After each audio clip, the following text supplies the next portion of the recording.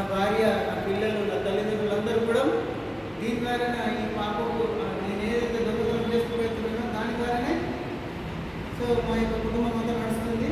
ఆ యొక్క పాపంలో వాళ్ళందరూ కూడా భాగం పంచుకుంటున్నారంటే లేదు లేదు నాన్న, ఈ పాపంలో నువ్వే భాగం పంచుకుంటున్నావు. నువ్వు ఏదైతే కర్మ చేస్తున్నావో ఆ కర్మలో నువ్వే భాగంగా నీదే పాపం ఇదంతా, ఎవ్వరు కూడా భాగాన్ని పంచుకోరు అని చెప్పేసరికి అప్పుడు కొంచెం రియలైజ్ అవుతాడు. ఎంత చెడ్డ వ్యక్తి అయినా, ఎంత దుర్మార్గుడైనా, ఎంత చండాలుడైనా, ఎంత దరిద్రుడైనా, వ్యక్తి ఈనని వాడైనా సరే అతనిలో రెండు మంచి గుణాలు ఉంటాయి. అవునా? ఖరాబ్ అయిన గడియారం ఉంటుంది. ఖరాబ్ అయిన గడియారం అట్లా ఉందంటే అట్లా ఉంటుంది. రోజుకు 2 సార్లు కరెక్ట్ టైం చూపిస్తుంది. అవునా కదా? కాబట్టి ప్రతి మనిషిలో మంచి గుణాలు ఉంటాయి, సో చెడు గుణాలు ఉంటాయి. సో ఆ విధంగా మనం రియలైజ్ అయిపోయాడు. అదేవిధంగా మహాభారతంలో ఒక సంఘటన ఏం జరుగుతుంది అంటే కృష్ణుడు ఇద్దరికి పరీక్ష పెడతాడు. దుర్యోధనుడికి ధర్మరాజు యుధిష్ఠిరుడికి ఇద్దరికి పరీక్ష పెడితే దుర్యోధనుడు అదే మందిని యూస్ వస్తాడు. అందరినీ రాజ్యంలో ఉన్నటువంటి అదే మందిని యూస్ వచ్చి ప్రతి ఒక్కడు దుర్మార్గుడు, అందరు లంగలే, అందరు మంచోళ్ళు, ఎవ్వరు మంచోళ్ళు కాదు, అందరు లంగలే. సో అదేవిధంగా ధర్మరాజు యుధిష్ఠిరుడు అదే మందిని యూస్ చేస్తాడు. అదే మందిని యూస్ వచ్చి ఏమంటాడు, అందరు మంచోళ్ళే, ఎవరు కూడా దుర్మార్గులు లేరని చెప్తాడు. అంటే చూసేటటువంటి దృష్టికోణం ఏదైతే ఉందో అది మారాలి.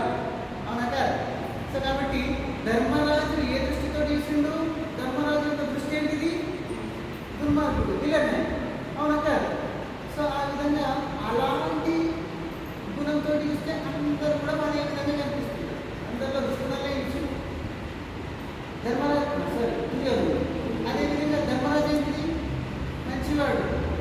సో అతను టైం అయిపోయిన తర్వాత కూడా మోక్షానికి శరీరంతో వెళ్ళినాడు. సో అలాంటి యోధుడు, మంచివాడు. కాబట్టి ధర్మరాజు అదే మందిని యూజ్ చేసి అందరిలో మంచి గుణాలు ఉన్నాయని చెప్తాడు. కాబట్టి చూసేటటువంటి దృష్టికోణం మారాలి. ఎంత చండాలుడైనా, ఎంత దరిద్రుడైనా, ఎంత విలనైనా సరే రియలైజ్ అవుతాడు. కాబట్టి అప్పుడు రత్నాకరుడు రియలైజ్ అయిపోయి ఏమైపోయింది, సో మరి నేను ఇంటికి వెళ్ళి అడిగేస్తాను, చిన్న మంది వారిపోతాం కాబట్టి నేను కట్టేసి నేను ఇంటికి వెళ్ళి అడిగేస్తాను. ఇంటికి వెళ్తాడు, తల్లిదండ్రులకు వెళ్ళిపోతాడు. నాన్న, అమ్మ నాన్న నేను చెప్తున్నా, ఏం పని చేస్తలే, దొంగతనం చెప్తున్నా. సో అప్పుడు ఆ పైసతోటి మిమ్మల్ని అందరినీ పోషిస్తున్నా. నా యొక్క పాపం అట ఇది. ఈ పాపంలో మీరందరూ బాగా పంచుకున్నారు కదా అని అంటే నేను ఎందుకు బాగా పంచుకుంటాం? చిన్నప్పుడు మేము మిమ్మల్ని మా బాధ్యత నేను నిర్వహించడం, పెళ్లి చేసినాం. ఓకే, కాబట్టి ఆ చిన్నప్పుడు బాధ్యత మాది. ఇప్పుడు మమ్మల్ని నువ్వు ఏ విధంగా అయినా పోషించు. నీ యొక్క పాపంలో మేము అస్సలే బాగా ఉండదు నాన్న అని చెప్పి ఇప్పుడు బాగా రియలైజ్ అయిపోతుంది. అయ్యో బాగా తప్పు చేసిన అని అనుకుంటుంది. అదేవిధంగా భార్య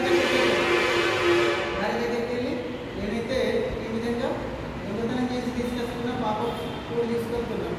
సో పాపంలో నీకు కూడా బాగా ఉంటుంది కదా అంటే ఈ పాపంలో, నీ యొక్క పాపంలో మాకేం బాగా ఉంటుంది, నేను నన్ను పెళ్లి చేసుకోవాలంటే నన్ను పోషించాల్సినటువంటి బాధ్యత అనేది నువ్వు ఎట్లైనా పోషించుకో.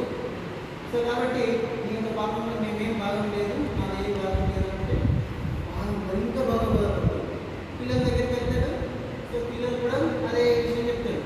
సో పెద్దగా అయిన తర్వాత మేము ఎట్లా మేము పోషిస్తాం కాబట్టి ఇప్పుడు మమ్మల్ని పోషించాల్సినటువంటి బాధ్యత, పిల్లల్ని పోషించాల్సిన బాధ్యత తల్లిదండ్రులు. కాబట్టి బాగా బాధపడతాడు.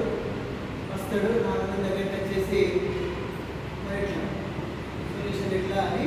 సో అంతవరకు ఏమైపోయింది, మారిపోయాడు, బాగా మారిపోయాడు. సో ఇప్పుడు ఏమంటాడు, ఇలా కూర్చున్నాడు, ధ్యానంలో కూర్చున్నాడు. గంటలు గంటలు గంటలు, రోజులు, నెలలు, సంవత్సరాలు గడుస్తుంటే సో ఆ విధంగా ధ్యానం ఏమైపోతుంది, సో మొత్తం పుట్ట పెడుతుంది. ఆ పుట్టల నుండి లేచేస్తాడు కాబట్టి దానికి అతనికి ఏం పేరు పెట్టినాం, గాంధీ. సో కాబట్టి ఆ జన్మలో ఏ రోజు కూడా పరగబట్టలే, బడికోలేడు, రాయలేడు, ఏబిసిడి రాయలేడు, ఐకి రాయలేడు. ఎందుకంటే దొంగ కాకపోతే సో ఎప్పుడు ఏ విధంగా దొంగతనం చేయాలనేటువంటి అదే ఆలోచన, అదే దోస్తులు. కాబట్టి ఏమైపోయింది, జన్మలలో ఉన్నటువంటి జ్ఞానం అంతా ఉంది కదా, ఆ జ్ఞానం అంతా కూడా ఆ ధ్యానంలో వచ్చింది. వచ్చేసిన తర్వాత అప్పటికి రామాయణం లేదు, రాముడు లేదు, సీత లేదు, లక్ష్మణుడు లేడు, హనుమంతుడు లేడు, ఇవేవ్వరు లేరు. కాబట్టి రామాయణాన్ని రాశాడు. రామాయణాన్ని ఒక అద్భుతమైనటువంటి ఆది కావ్యాన్ని రాయడం జరిగింది. కాబట్టి ధ్యానంలో ఏమవుతుంది? జ్ఞానం వస్తుంది. పూర్వజన్మలో మనకు ఉన్నటువంటి జ్ఞానం వస్తుంది. జ్ఞానం వచ్చిన తర్వాత ఏమవుతుంది?